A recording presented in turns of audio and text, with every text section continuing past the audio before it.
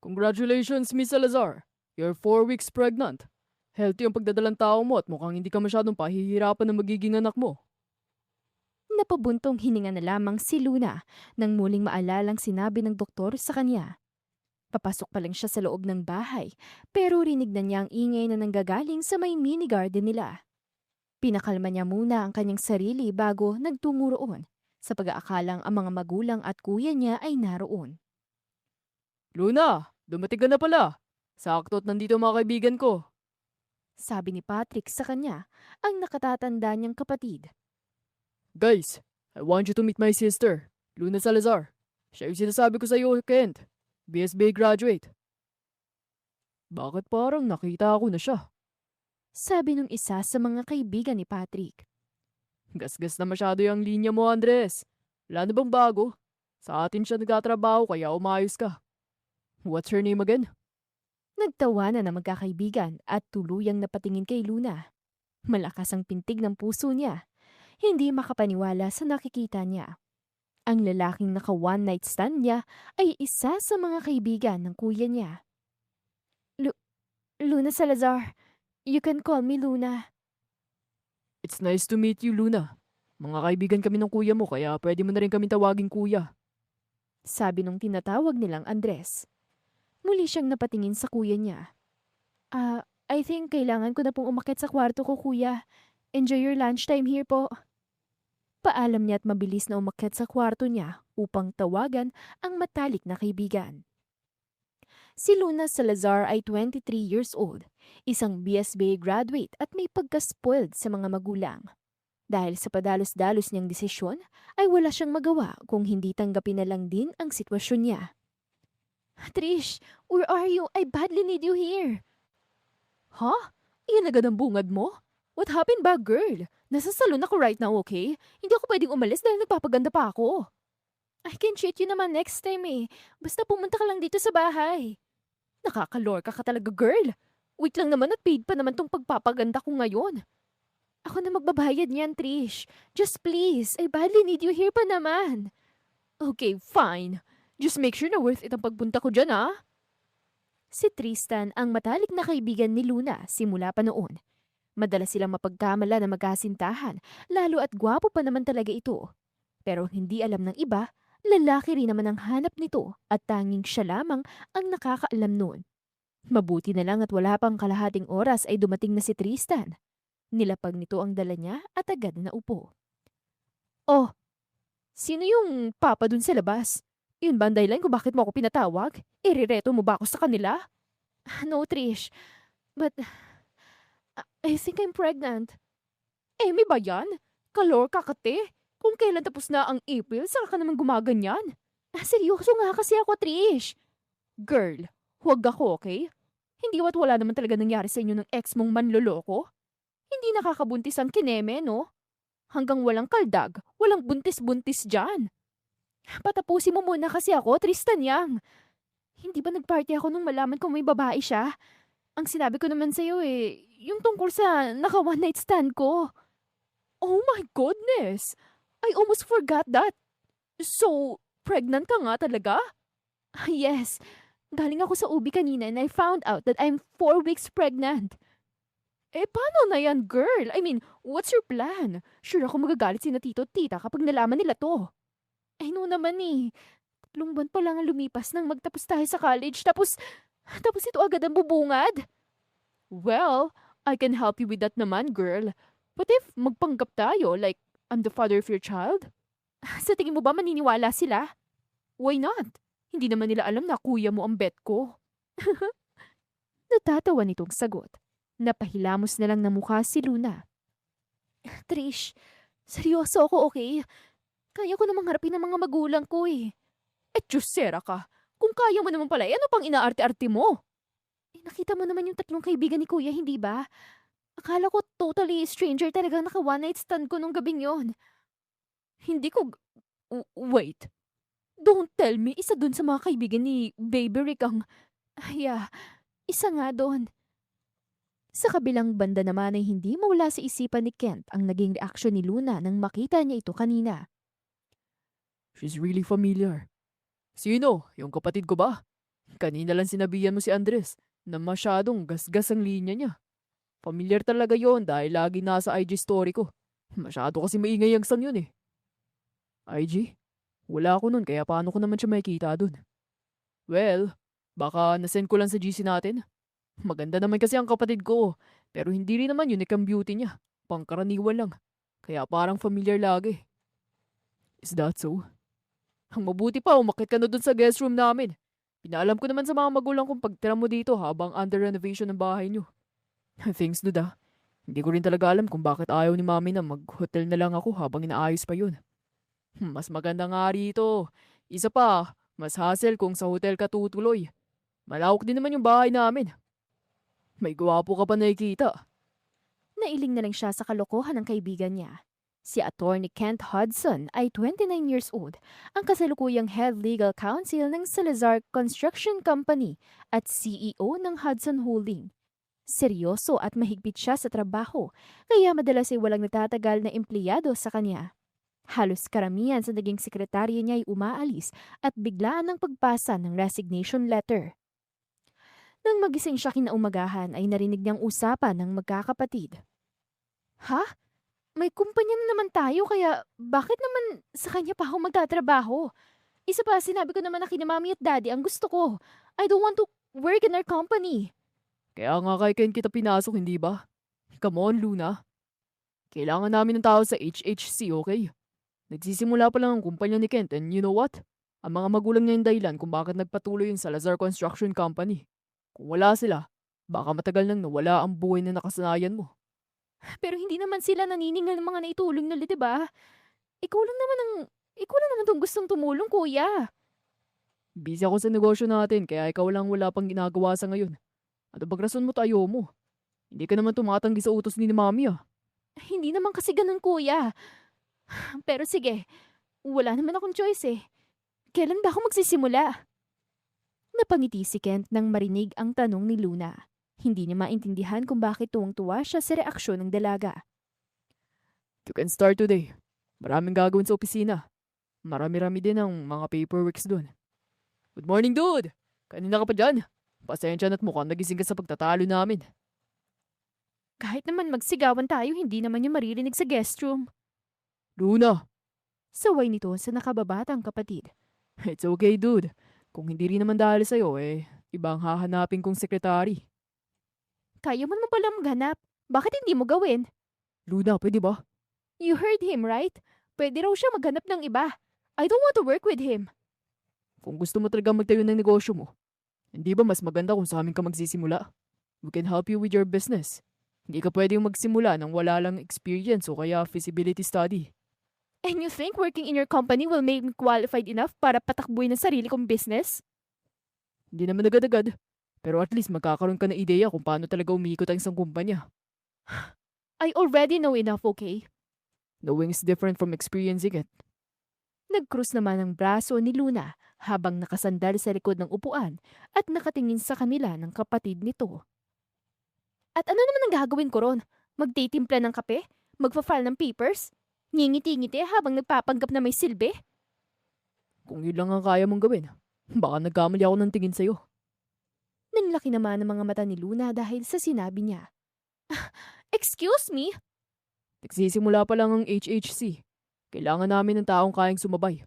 Yung organisado, mabilis matuto, at marunong humarap sa pressure. Kung tingin mo kaya mo, patunayan mo. Umayos ng upo si Luna sa kaitinaasang baba nito. Fine, patutunayan kung mali ka.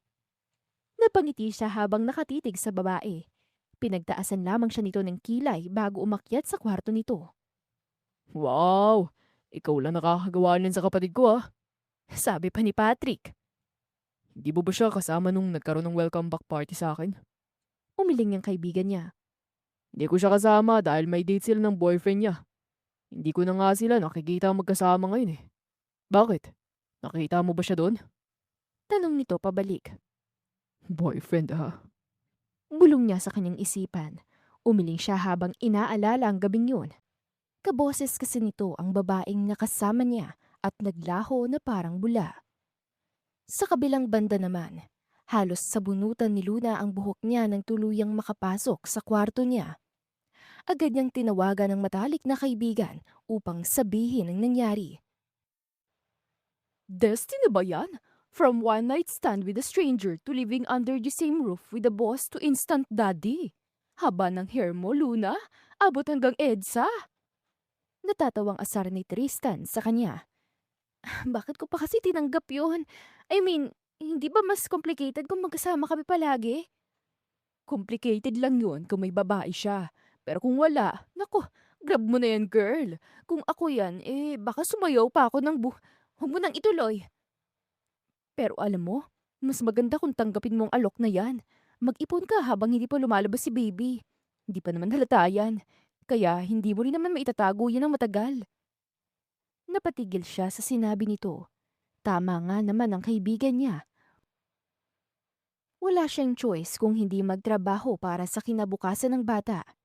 Kaya nagsimula agad siya sa trabaho. It's your first day at work, right? Huwag kang mag-alala at magiging madali lang naman ang trabaho mo.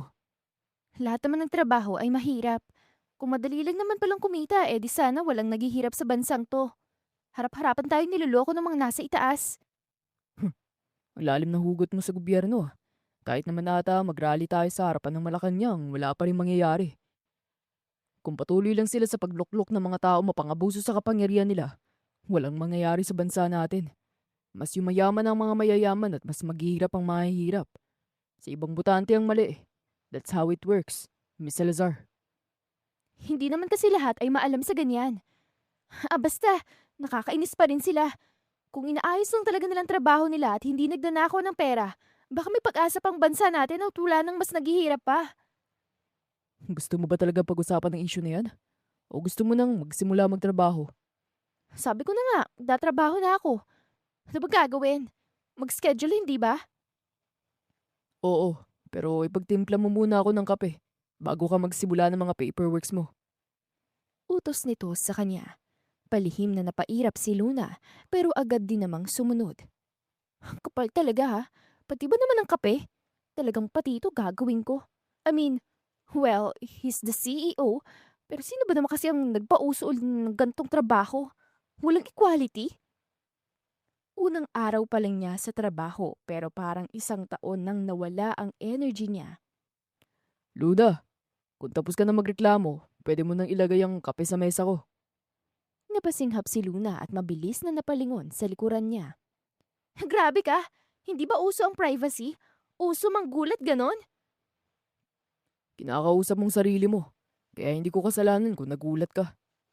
Well, sarili ko naman pong kinakausap ko. Mas nakakagulat kung kausapin kita. Hindi tayo close, okay? We're not close, at wala rin naman akong balak na maging close kita.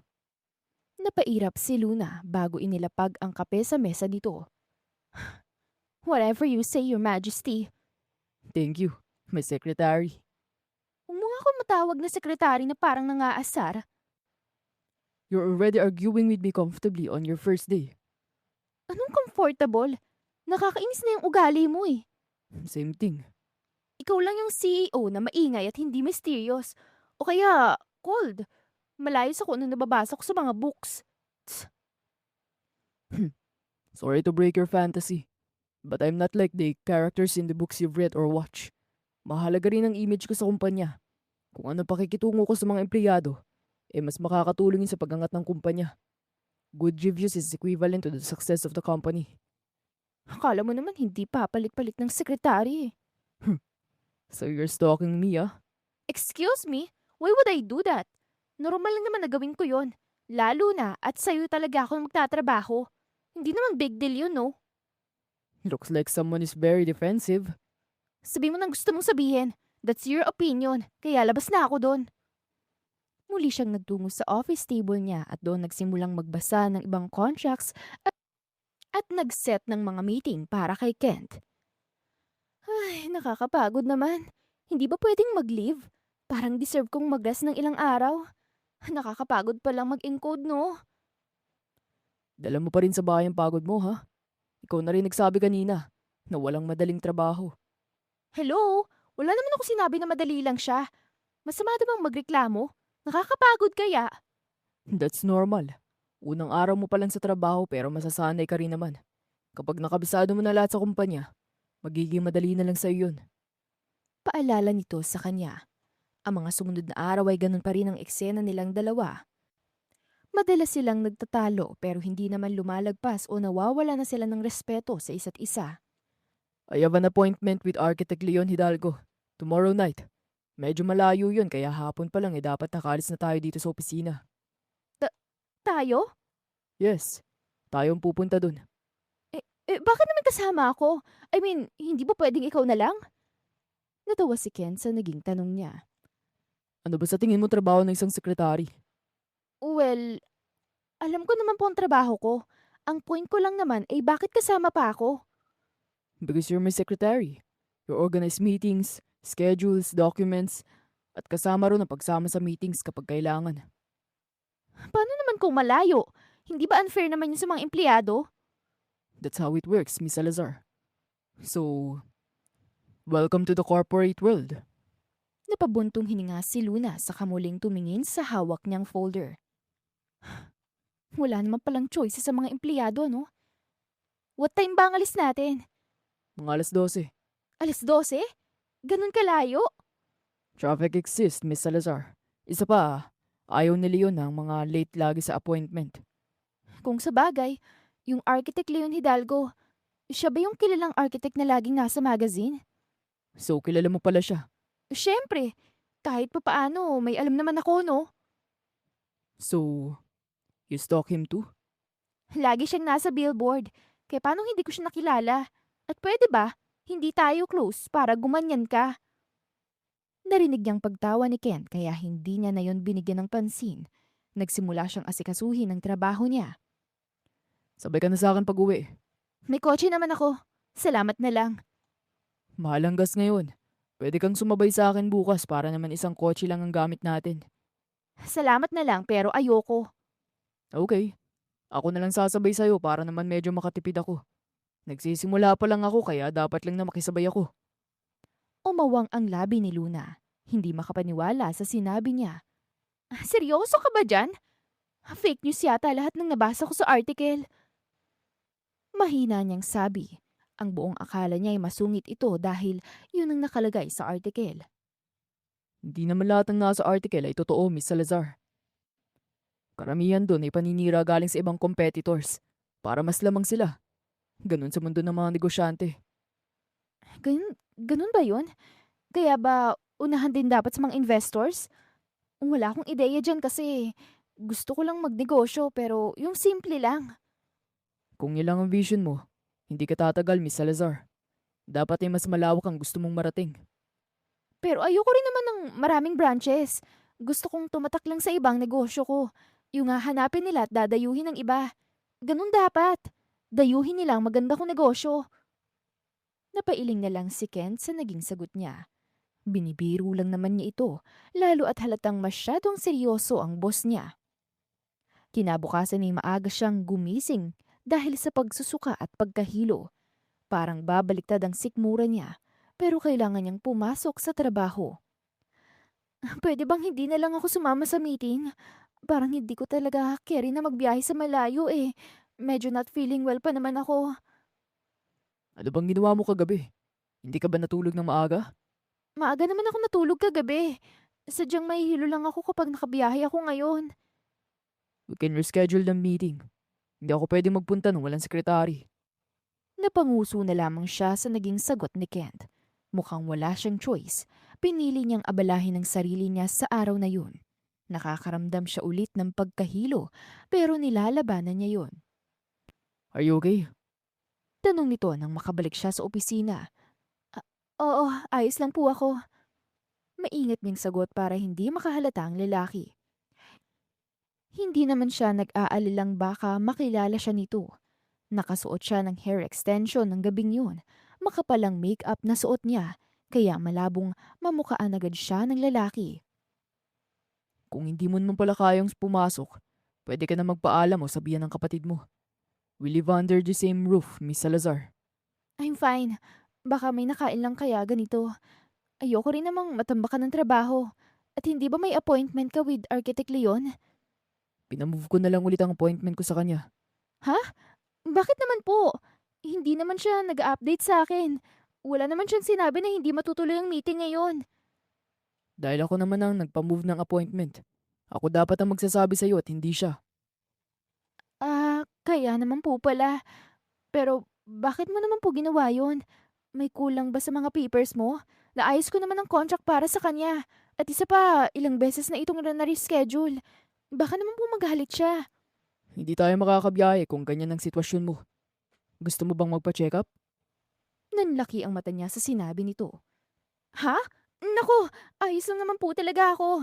Huwag niyong ipaalam kay kuya to Baka itawag pa sa mga magulang namin. Medyo masama lang talaga yung araw ko ngayon. Salamat sa pag-aalala, sir.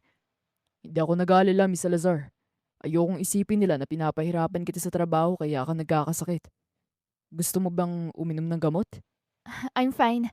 Salamat na lang din. Ang mga sumunod na araw ay napapadalas ang pagsusuka ni Luna.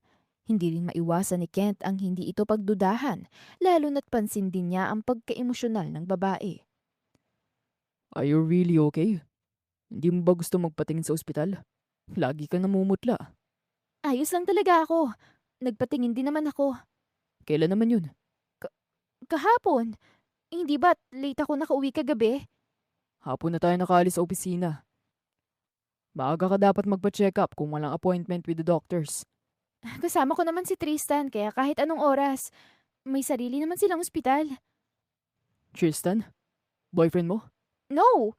He's my childhood friend. Lalaki? Tristan ang pangalan eh. Sagot nito sa kanya. Sumandal siya sa inuupuan niya at seryosong napatingin sa babae. Oh, bakit ganyan ka makatingin? Kaibigan ko si Tristan. Wala naman ako sinasabi. Umuwi ka na lang para makapagpahinga ka. Nag-aalala na din yung kapatid mo. Pero wala naman ako sinasabi sa kanya. Ano mga tinatanong niya? Nothing. Ayaw kong dagdagan ng mga iniisip mo. Sige na at mauna ka na umuwi. Ako na bahala dito sa opisina. Sure ka ba? Masama rin talagang pakiramdam ko at kailangan kong magpahinga. Babawi na lang ako kapag okay na ako. Tumango na lamang siya at nagtataka rin sa kanyang sarili. Hindi naman kasi ganitong ugali niya sa mga naging empleyado niya noon. Mahigpit siya at mahalagang bawat minuto sa kanya. Unti-unti lang siyang nagbago nang makasama niya sa opisina ang babae. Pinauwi ko ng kapatid mo. Kaya sa kanya ka tumawag. Sabi niya nang sagutin ang tawag ni Patrick. May business trip ako ngayon. Biglaan kaya ikaw talagang sadya ako. Bakit mo naman pinauwi si Luna? Nagagalit na naman ba? She's not feeling well again. Sakitin talaga ang isang yan kaya laging bantay sarado ng mga magulang namin eh. Pero pasensya ka na at mukhang ikaw na muna ang mag-aalaga sa kanya. Hindi yun nakikinig sa mga housemates pag wala ako eh. Ikaw na lang muna bahala doon. Mukhang kahit magsungit naman yun eh, kayang-kaya mo. Ako na bahala sa kanya. Mukhang gagawin mo lang naman akong tagabantay nun eh. Nagdesisyon siyang umuwi ng maaga para naman may makasama si Luna kahit may mga housemates naman sila. Sir, mabuti na lang po't dumating na kayo. Hindi po kasi lumalabas si Ma'am Luna sa kwarto niya. Hindi naman makontak si Sir Rick kaya nag-aalala po kami. Salubong sa kanya ng isa sa mga kasambahay. Hindi pa siya lumalabas simula kaninang dumating. Opo sir, sanay naman po kami sa kanya pero parang may bumagsak po sa sahig kanina eh. Tapos kahit anong tawag namin ay hindi siya sumasagot. Dagdag naman ng isa. Mabilis na umakyat sa hagdan si Kent upang tingnan si Luna. Nakasarado ang makapal at matibay nitong pinto. Get the key. Hindi to masisira kaya hanapin ng susi. Utos niya. Ito na pong susi, sir. Mabilis niyang kinuha ang susi at walang sinayang na minuto. Nanlaki ang mga mata niya nang makita si Luna. Nakahiga sa malabig na sahig ng kanyang kwarto at wala ng malay. Dadaling ko siya sa ospital. Nasa business trip ang kuya at mga magulang niya. Kaya wag na silang tawagan. Ako nang tatawag kapag nagkamalay na siya. Gusto niyang igalang ang desisyon ni Luna. Hindi niya muna ipapaalam sa pamilya nito ang nangyari, lalo't ayaw ni Luna na gawin yon. Safe naman po si mami at ang baby niya, sir. Kaya wag po kayong mag-alala. What do you mean? She's... what? She's 6 weeks pregnant, sir. Congratulations. Mukhang hindi po yun pinaalam sa inyo ng partner niyo but they're both healthy sir. Kulang lang po siya sa tulog at sa tingin ko, hindi mo na siya pwedeng magbiyahe sa malalayong lugar. Nagiging masela na po ang pagdadalang tao niya. Pwede ko ba siyang makita? Yes naman po. Baka nagkamalay na rin po ang partner niyo. Nagpasalamat siya sa doktor bago tuluyang pumasok sa ospital room ni Luna. Sakto at gising na rin ito. What happened? Tanong nito. Nawalan ka ng malay kanina. What? Si kuya, kasama mo ba siya? Oh my God, nasa na siya? Hindi ko siya kasama. Tayong dalawa lang nagtungo dito. Wala ang kuya mo kaya huwag kang mag-alala. Napahinga ito ng maluwag. Thank, thanks God. Pasensya na sa abala ha. Wala bang sinabing doktor sa'yo? Ramdam ni Kent ang kaba sa boses nito. Sinabi niya sa akin ang kalagayan mo. Ligtas na raw ang bata. So, alam mo na rin palang tungkol doon. Pasensya ka na talaga sa abala. Hindi ka naman naging abala para sa akin, Luna. Pero bakit hindi mo sinabi ang tungkol sa pagbubuntis mo? Paano kung natuloy pala tayo kay Leon? Iniisip mo rin sana ang kaligtasan ng bata. Hindi ko nga masabi-sabi sa pamilya ko. Sa'yo pa kaya? At paano ko naman aaminin yon? Malapit ka sa kuya ko at pag nalaman niyang tungkol doon, malalaman din ng mga magulang ko. Kaya wag na lang. Hindi naman dahil alam ko malalaman na rin ng kapatid mo, Luna. Hindi naman ganun kadali yun, okay? Ilang linggo pa lang tayong magkakilala, no? So, wala ka talagang plano na sabihin sa pamilya mo tungkol dito? Mas lalo sila magagalit. Sasabihin ko naman talaga sa kanila. Hindi ko lang alam kung paano at kung anong sasabihin ko sa kanila. Hindi nga magiging madali yun para sa kanila. Pero, kung may papakilala mo naman ng boyfriend mo, siguro matatanggap naman nila. And that's the problem. Why? Hindi ba gusto ng mga magulang mo ang ama ng dinadala mo? I know them well, Luna. Alam ko matatanggap din nila yon, lalo't magkakaanak na kayo. Hindi ko kilala ang ama ng bata. Mahabang katahimikan ang namuo sa pagitan nilang dalawa. Hindi rin makuhang magsalita ni Kent, lalo at baka hindi maintindihan ni Luna ang gusto niyang sabihin. I don't know what to say. Naiintindihan ko naman kung ibang iniisip mo tungkol sa akin. I mean, that's your opinion about me. Nagkamali rin naman ako. Siguro kung hindi lang ako padalos-dalos sa desisyon ko, baka mas mabigyan ko pa siya ng maayos na pamilya. Wala akong karapatan na husga ng pagkatao mo. It's your body after all. Isa pa, hindi ko rin naman alam kung anong pinagdaraanan mo. Kung anong dahilan mo. Pero hindi ko naman sinasabing tama ang ginawa mo. I know. Alam ko naman na mali ako eh. Pero nakahanda naman ako na ibigay sa kanya ang lahat. Hindi man buong pamilyang maibibigay ko. Gagawin ko naman ang lahat para maramdaman niyang mahal ko siya. Hindi niya maiwasan ang hindi mamangha sa tatag ng babae. Maswerte ang batang yan. Lalo't isang tulad mong magiging magulang niya. Pagmamahal at magandang kinabukasan ang kaya kong ibigay sa kanya. Mas okay na rin to para sa akin. Kesa naman sa magkaanak ako sa isang cheater.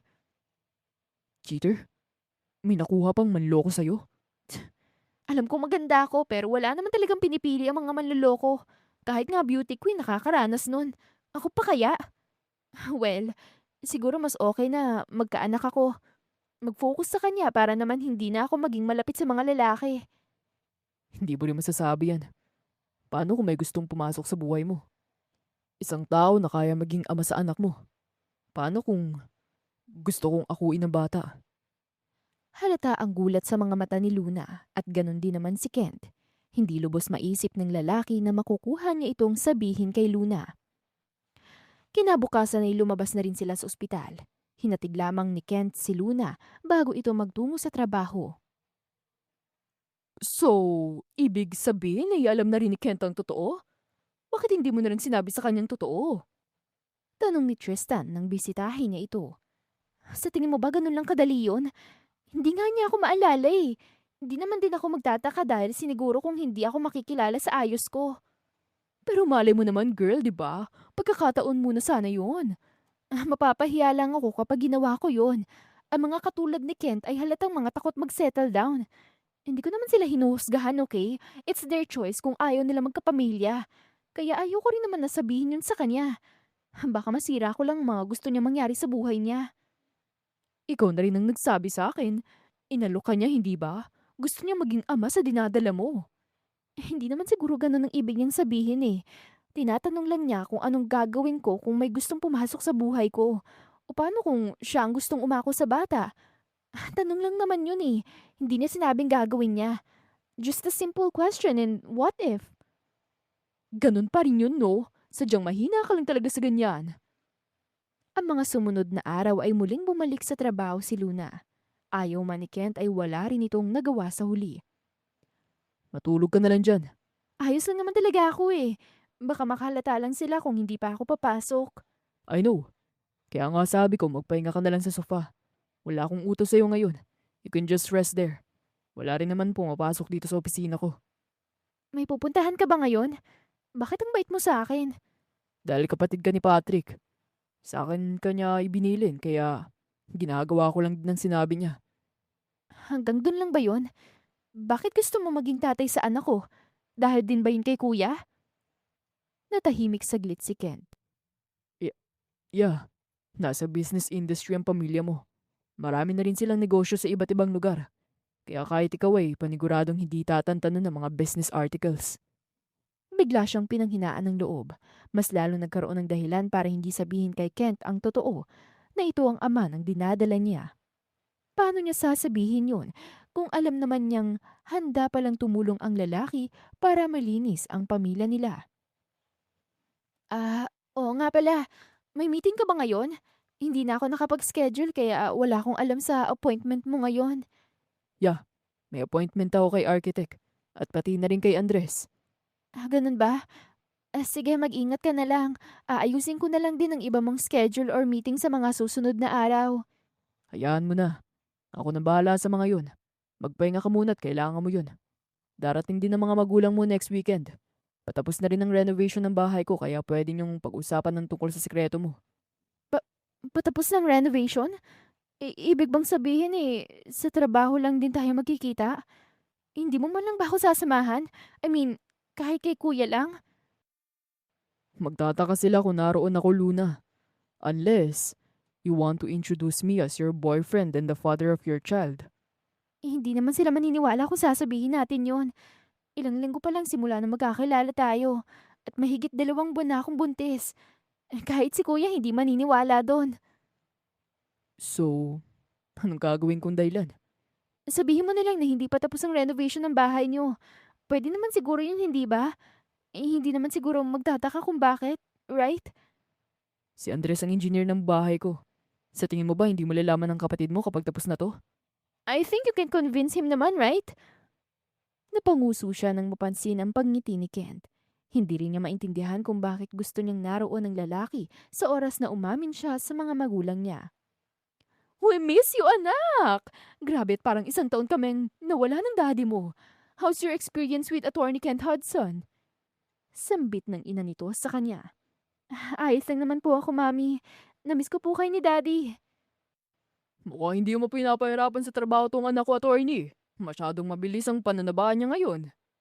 Biro naman ang ama niya kay Kent na kasalukuyang nasa likuran ko. Mukhang hiyang po siya sa kumpanya kaya ganyan. Huwag po kayo magalala. Hindi naman mahirap ang trabaho niya sa akin. Nako, salamat naman kung ganon, iho. Nasa Europe din pala mga magulang mo, no? Tuwang-tuwa nga sila nang malaman nilang sa kumpanya mo nagtatrabaho ang aking unika iha. Napakabuti mo talagang bata. Sabi pa ng kanyang ina. Naging magaan naman ang pag-uusap nila ng araw na yon. Hindi muna siya umamin, lalo at alam niyang pagod din ang mga magulang niya.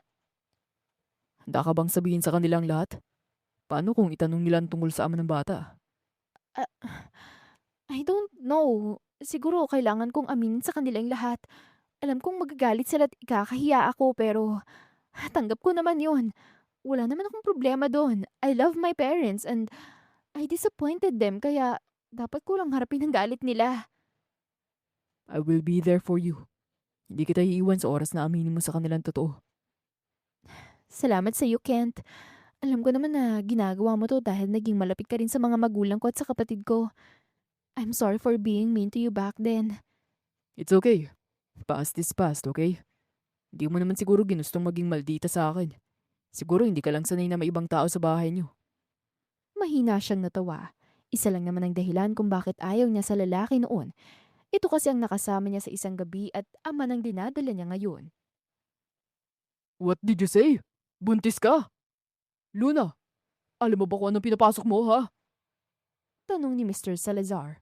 Han, hayaan mo muna siya magpaliwanag, please. Narinig mo naman ang sinabi niya. She's pregnant at hindi pwedeng sigaw-sigawan mo ng ganyan. Hindi naman pwedeng pagpaliban mo ang ganitong sitwasyon, mahal ko. Ano na lang sasabihin ng ibang tao? Iharap mo sa akin ng lalaking yan, Luna. Daddy, hayaan niyo po muna ako magpaliwanag. Iharap mo sa akin ng lalaking yan, Luna. Pinaaral kita na maayos at binigyan ko naman lahat ng gusto at luho mo, anak. Ang gusto ko lang naman ay iharap mo sa akin ng lalaking nakabuntis sa'yo. Nanlaki ang mga mata ni Luna nang biglang sumulpot sa harapan niya si Kent. Mas hindi niya inaasahan ang pagluhod nito sa mga magulang niya. I'm sorry for disappointing you, Mr. and Mrs. Salazar. Ako po nakabuntis kay Luna. Hindi ko po ginustong gawin to pero nakahanda naman po akong pakasalan siya. Kent, what are you doing? Kinausap niya po kung huwag sabihin ng totoo. Lalo't natatakot siya baka madaliin yung kasal namin. Totoo ba ang sinasabi niya, Luna? Bakit mo gustong itago ang relasyon ninyo ni Kent? Tumayo ka dyan, iyo, at hindi mo kailangan lumuhod sa akin. Alam mo naman kung kaano kahalaga sa akin si Luna. Ayoko lang na hindi siya panagutan ng lalaki. At dahil ikaw naman pala ang ama ng dinadala niya, masaya ako magiging parte ka ng pamilya namin. Tuluyang napatitig si Luna sa dalawa. Hindi niya lubos maisip na ganun kagusto ng mga magulang niya si Kent. Ang bilis naman nilang tanggapin. Bulong pa niya. Sa kabilang banda naman ay hindi maalis-alis ni Kent ang ngiti sa labi niya. Mukhang hindi na niya matatakasan pang tadhana. Aminado siyang nagkakagusto na siya sa dalaga. Are you mad? Bakit mo ginawa yun? You lied to them at mas lalo mo lang pinalala ang sitwasyon. Ano na lang sasabihin ni kuya? Sa tingin mo ba hindi siya magtataka? At sa tingin mo ba, hayaan ko mas magalit pa ang daddy mo? Matanda na ang mga magulang mo, Luna. Baka kung ano pang mangyari sa kanila kung sasabihin mong totoo. Ano magiging reaksyon nila kung malaman nilang hindi mo kilalang nakabuntis sa'yo? I'm just trying to help. At ano na lang sasabihin nila pag nalaman nila ang totoo? Baka magalit din sila sa'yo. Alam ko naman na gusto mo akong tulungan pero sana hinayaan mo muna akong harapin sila. I can handle myself. Then, why did you ask me to stay here? If you can handle this alone. Kung hindi mo naman pala ako kailangan, bakit gusto mo pa ako manatili sa bahay niyo? I can't. Try to understand. I'm really trying, Luna. Hindi ko lang maintindihan kung bakit mas inuuna mo pang magalit. Sabi niya bago ito tuluyang talikuran. Masama ang loob niya, lalo't pakiramdam niya ay galit pa rin sa kanya ang babae. You can stay here, iho. Hindi naman namin kayo pagbabawalan ni Luna. Para saan pat kung ikakasal din naman kayo pagkatapos niyang mga anak. Sabi ni Mr. Salazar sa kanya. Salamat po. Tapos na rin naman po ang bahay ko. Masama pa ang loob ni Luna sa akin kaya hindi ko muna po siya maaaya sa bahay. Naku, ganyan talaga ang mga buntis. Masyadong emosyonal. Kaya sana'y habaan mong pasensya mo sa anak ko, Kent. May pagkabosi pa naman yun kaya lawakan mo na lang pangunawa mo. I will po, tita. Naiintindihan ko naman pong pagiging emosyonal niya. Kinabukasan ay maaga siyang pumasok sa opisina. Nagulat pa siya nang maabutan niya si Luna sa loob ng opisina. Good morning, sir. Miss me? Ano naman bang nakain mo? Nagtataka niyang tanong. Sa pagkakaalala niya ay galit ito sa kanya. Ito naman, hindi ba pwedeng bad days ko lang yung kahapon? Sorry pala sa mga nasabi ko ah. Sadyang nagulat lang talaga ako. Kasi naman hindi ba pwedeng sabihan mo na lang ako? Dahil hindi ka naman papayag, right? Kung aakuin ko ang pagbubuntis mo. Pero nagulat lang talaga ako. Salamat nga pala sa ginawa mo ha. Alam kong mas magagalit sila kapag nalaman nila ang totoo. Pero saka ko nalang iisipin yun kapag nangyari na. Kumunot ang noo niya nang ilahad ni Luna ang kamay niya. Thank you for saving us again. Hindi ko pa nakikitang galit si Daddy pero dahil sa ginawa mo, hindi ko pa rin mararanasan yon. Natawa silang pareho sa sinabi nito. Para sa naman ng shake hands na to? Para sa pagtulong sa akin at sa pag-ako sa bata. Hindi rin madali ang ginawa mo ah. Buti nga't hindi ka nasapak ni Daddy. Nalaman na rin pala ni Kuya ang tungkol dito. Nagtatanong siya kung paano nangyari to. Well, alam nga namang ikwento ko sa kanya, hindi ba? Hindi ba siya nagtanong kung ilang buwan ang pagbubuntis mo? Nagtanong naman siya pero I lied. Magtataka yun kung sasabihin kong mahigit 2 buwan na. Thanks to your idea, Your Highness. Maupo ka na dun. May mga kailangan pa akong ayusin. Wala kang iuutos sa akin? Buntis lang naman ako pero kaya ko magtimpla ng kape mo. May mga paperworks naman dyan. Yun na lang ang gawin mong trabaho. Akalain mo yun? May tinatago ka palang sweet sa katawan, no? Muli siyang natawa. Lumipas ang ilang araw at mas naging malapit sila sa isa't isa. Siya nang naghahatid at sumusundo sa babae. Hindi ba't plano mong magbukas ng sarili mong negosyo? Oo, pero baka kapag may sariling ipon na ako, kailangan kong unahin ang mga needs ni baby sa oras na ilabas ko siya. Hindi naman pwede na hindi ako handa, hindi ba? Alam ko naman na magagawa mong mag-ipon. Pero habang wala pa, mas maganda kung subukan natin kumain sa mga kilalang restaurant. Para naman magkaroon ka ng ideya o kaya isulat mo na lang mga gusto mong gawin. Pinaningkitan siya ng mata ni Luna. Ito bang way mo para imbitahan ako ng date? Pwede naman, lalo na't gutom na talaga ako. Mahina siyang natawa at tumango na lang kay Luna. Do you like it? Ito ngayon ang patok na restaurant sa QC. Bukod kasi sa affordable siya, parang pang mayaman din ang vibes. Pwede mong lagyan ng mga pagkain na patok sa ibang bansa. Maghahanap na lang ako ng idea sa online din para mas marami akong pagpipilian. Salamat talaga, Kenta. Napatigil ito ng hawakan niyang kamay nito. Seryoso ako sa sinabi ko, Luna. Kaya ko maging tatay sa anak mo kung kinakailangan, okay? Hindi ka nag-iisa. Sabi niya na agad namang nagpangiti kay Luna. Ang mga sumunod na araw ay naging abala sila sa trabaho pero kahit ganoon ay madalas pa rin naman silang kumakain sa labas. May mahalaga akong pupuntahan bukas. Baka hindi na kita masundo. Napapadalas na ata ang pag-alis mo ah. Si Architect Leon pa rin ba ang kamiting mo? Hindi, mga kanegosyo lang namin. Hindi ka naman pwedeng sumama. Hindi ko naman sinabing sasama ako eh. Tinatanong ko lang naman kung si Leon ba ang kasama mo. Si Fiona, pinsan ni Leon. Ah, okay. Kay kuya na lang magpapahatid. Ingat ka pala sa biyahe mo bukas. Hindi ba tayo magkikita bukas? Okay, take care of yourself, okay? Tatawag ako kapag wala akong ginagawa. Mahina itong natawa sa sinabi niya. Baka naman mahulog ako niyan. Masyado ka nang mabait sa akin. Pero salamat at pinandigan mo talagang fake relationship natin. Sige na, mauna na ako ah. Sabi niya. Napabuntong hininga na lamang si Kent habang pinapanood niya ang pagpasok ni Luna sa bahay nila. Hindi na rin niya maintindihan ang sarili niya. Gusto niyang umamin sa babae pero pinangungunahan siya ng takot na baka tanggihan lang siya nito. Sa kabilang banda naman ay hindi maalis ang mga ngiti sa labi ni Luna. Pakiramdam niya hindi sila nagpapanggap. Ramdam niyang pagiging sincere ng lalaki sa kanya. Ang ganda ng ngiti natin ah. Ganyan ba katatag ang assurance ni attorney? Asar ng kuya niya. Masaya lang naman ako, okay? Hindi ba pwedeng ikaw ang magatid sa akin? Wala si Kent eh. I know. Tinatawagan na niya ako kahapon. Naiiling na sabi nito. Kaya nga kita inaasar eh. Nakangiti ka pa rin kahit si Fiona ang kasama niya. Isang linggo rin yun.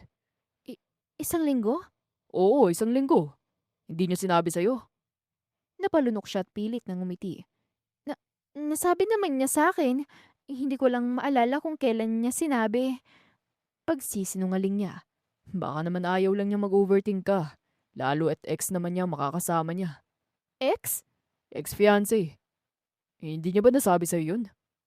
Biglang nanikip ang dibdib niya. Hindi alam kung anong sasabihin niya. So, he didn't tell you?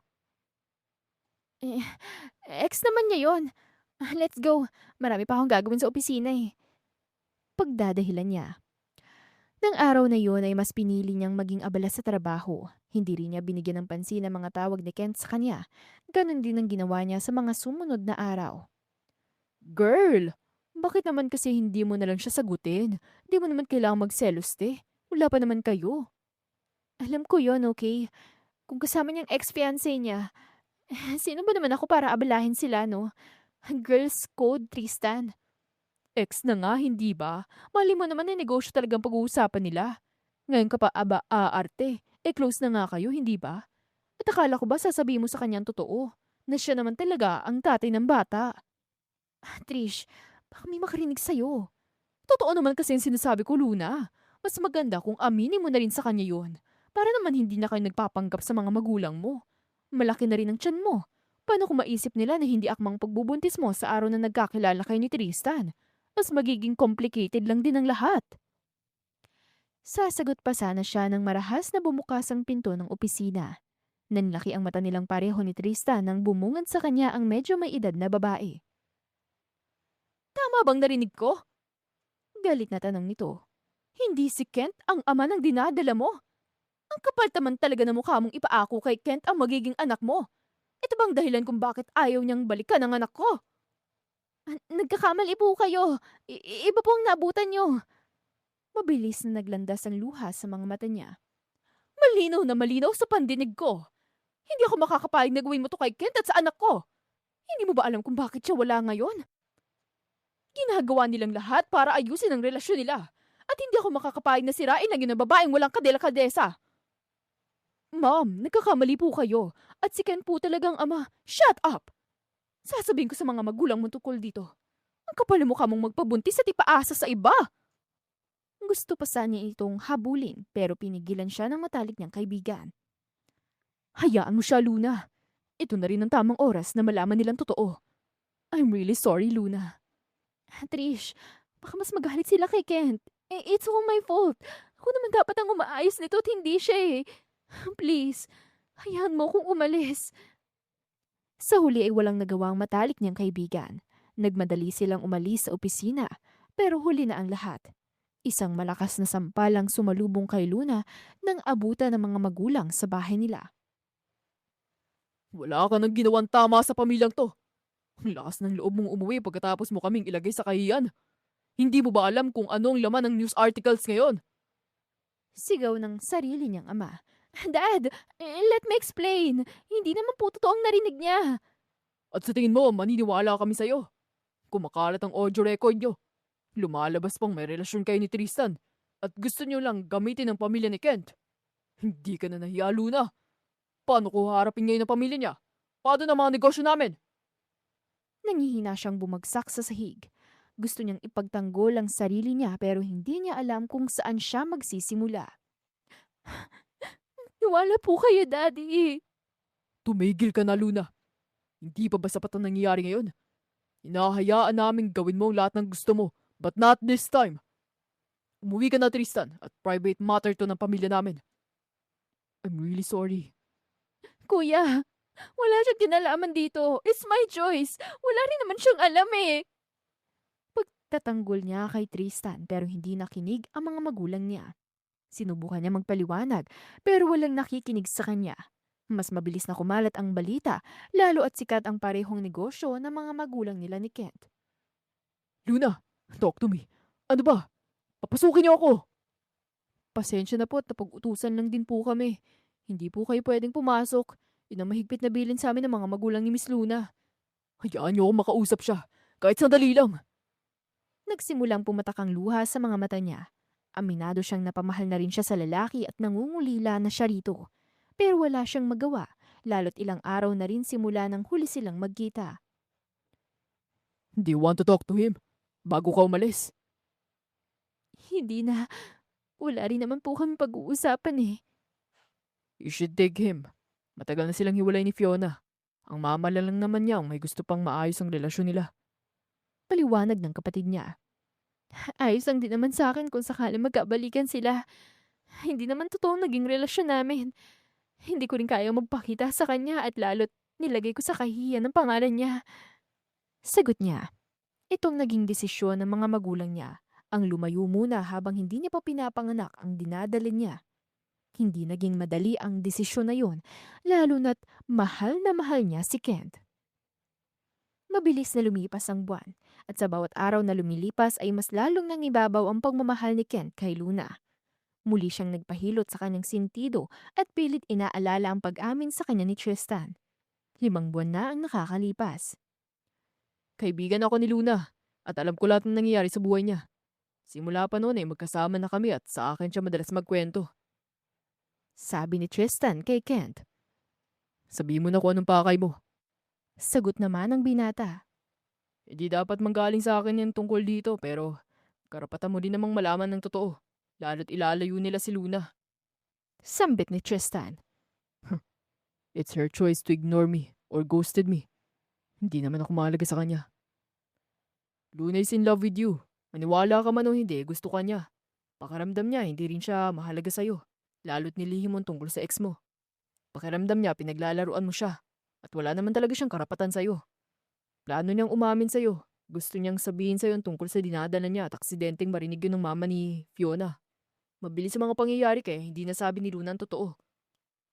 Malamig niyang pinagmasdan si Tristan. Ano ba talagang gusto mong sabihin? Na ikaw talaga ang tatay ng pinagbubuntis niya ngayon. Nagkaroon siya ng one-night stand sa isang estranghero. At hindi niya inaasahan na ikaw ang lalaking yun. Nagsisisi siyang hindi niya agad nakilala ang babae. Kaya ngayon ay alam na niya ang totoo. At alam niyang kung nasaan nagtatago ang babae. Gagawin niya ang lahat para maayos ang relasyon nila.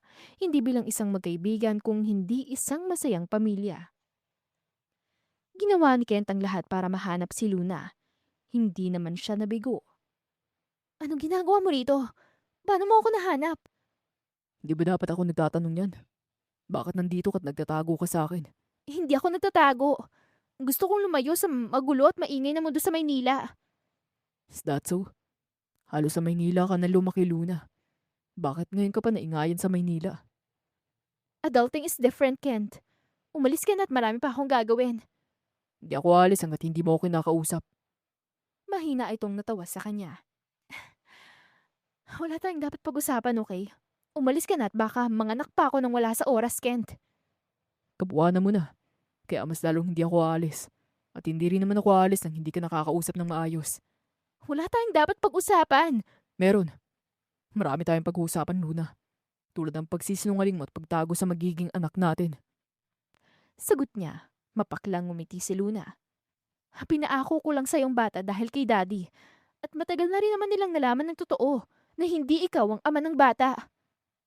Napatigil ito sa pagsasalita nang lumapit siya.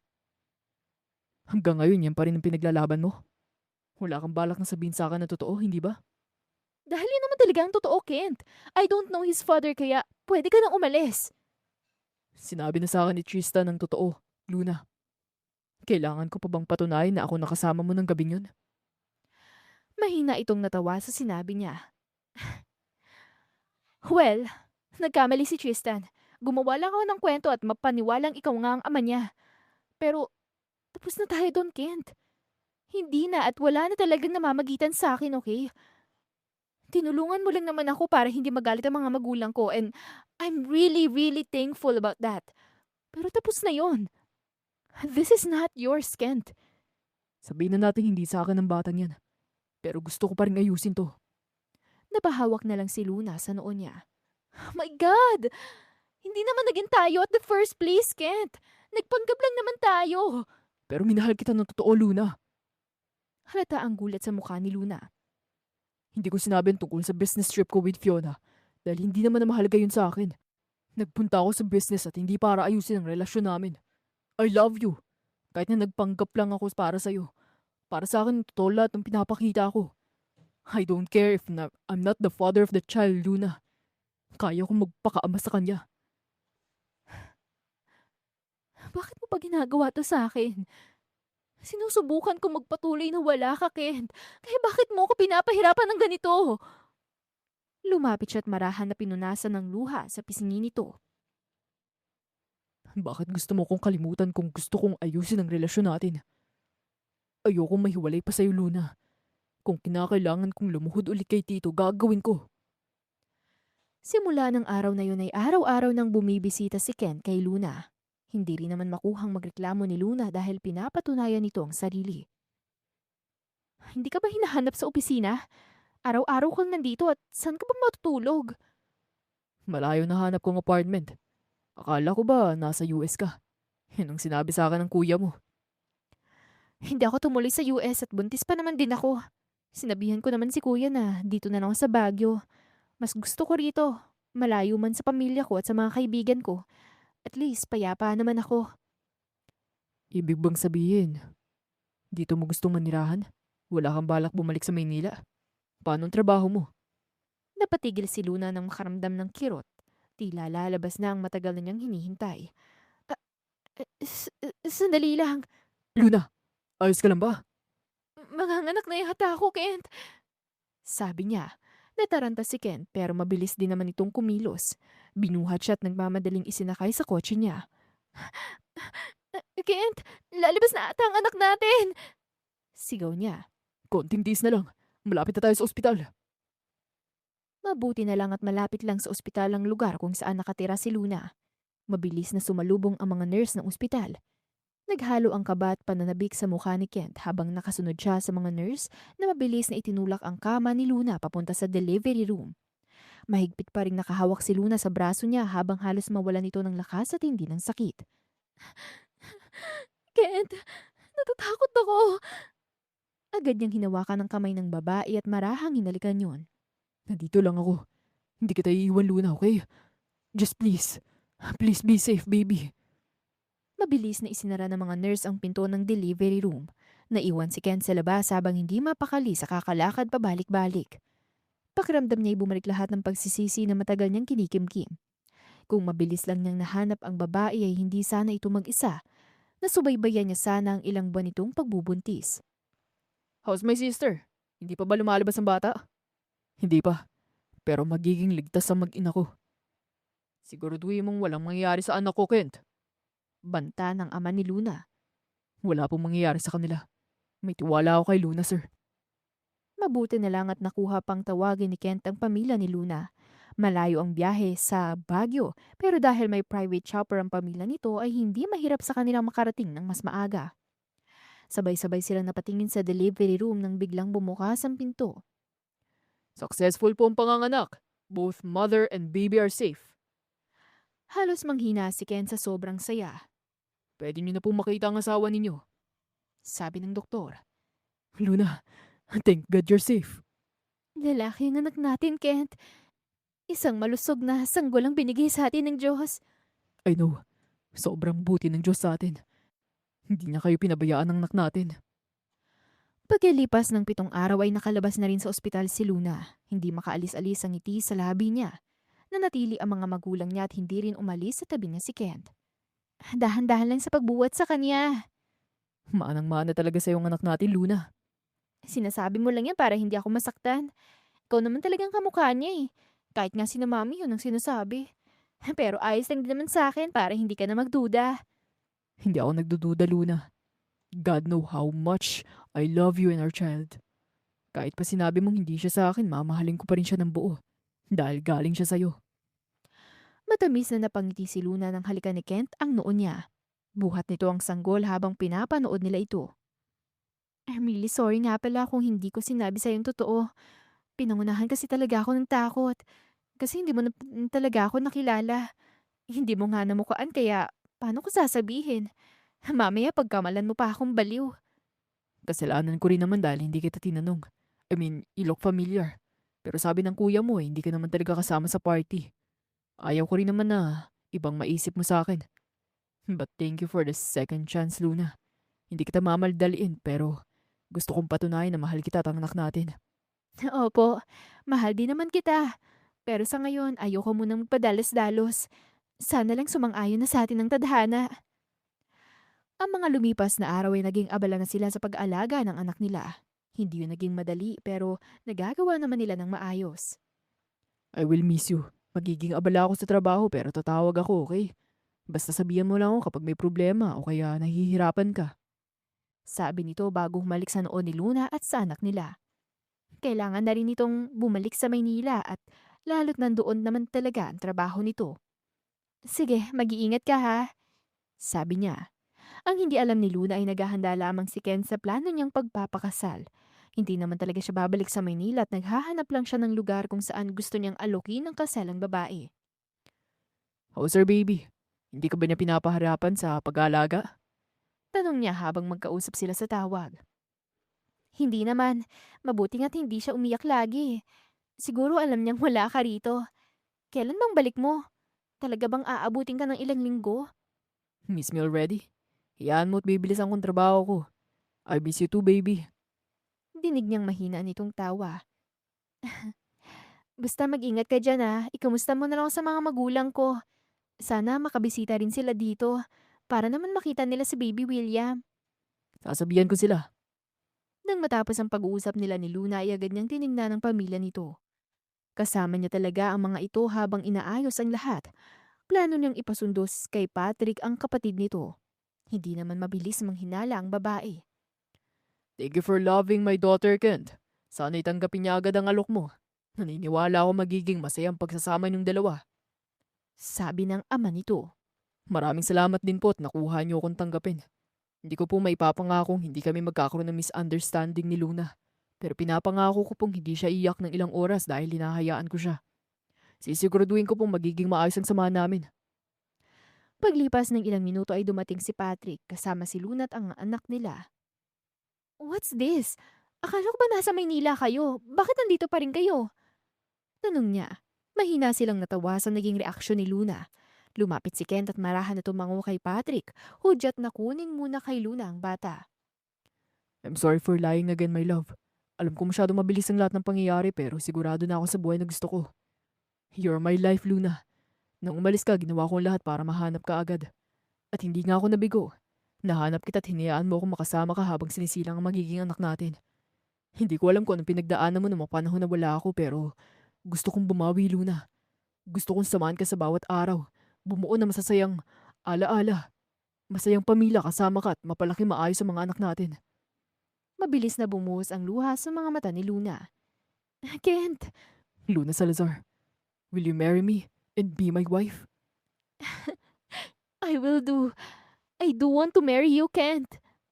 Mabilis na bumuhos ang luha sa mata ni Kent at tumayo para yakapin ng mahigpit si Luna. Rinig nilang palakpakan ng mga pamilya nila. Hindi pa rin makapaniwala si Kent pero naniniwala siyang bawat relasyon ay may second chance. Hindi man naging maganda ang simula nila at nakuha man nilang magsinungaling sa pamilya nila, ay nagawa naman nilang ayusin at itama ito. Hindi naging madali ang lahat para sa kanilang dalawa, pero kung talagang mahal niyo ang isa't isa ay gagawin niyong lahat para muling magtagpo ang landas niyong dalawa. At dito na po nagtatapos ang kwento natin para sa araw na ito. Salamat po sa inyong pakikinig at para sa mas marami pang kwento, mag-subscribe, like, share, and comment na lang po kayo dito sa Belecha Haven. Muli ako po si Miss Demi, marami pong salamat at hanggang sa muli. Paalam!